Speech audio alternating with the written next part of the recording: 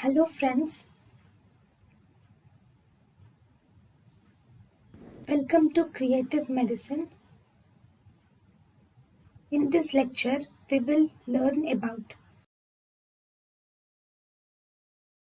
changes in adolescence and puberty. First, there is hormonal changes. In the prepubertal age group, there is pulsatile secretion of gonadotropin releasing hormone, which causes LH pulsatile secretion of luteinizing hormone and follicle stimulating hormone at night.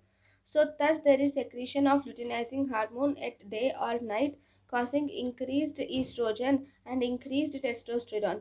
Luteinizing hormone is a better marker of pubertal status compared to follicle stimulating hormone.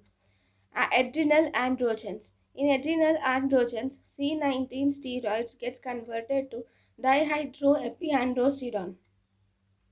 And in the adrenal androgens, C19 steroids get converted into dihydroxyepiandrosterone and also dihydroxyepiandrosterone sulfate.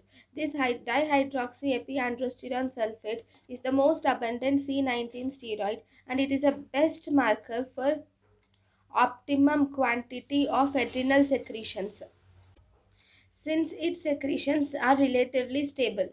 So these adrenal androgens are secreted at 6 to 8 years of age, and this secretion of adrenal androgens is called as adrenarche.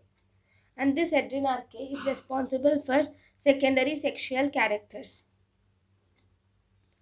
So primary or secondary sexual characters in the females, they start with thelarche, and from there, that is breast development at around 10 years. Then there is pubarche, that is pubic hair development at around 11 years.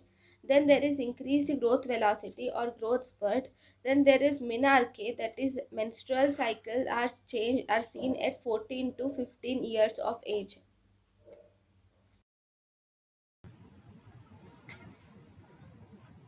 thank you and thank you for watching.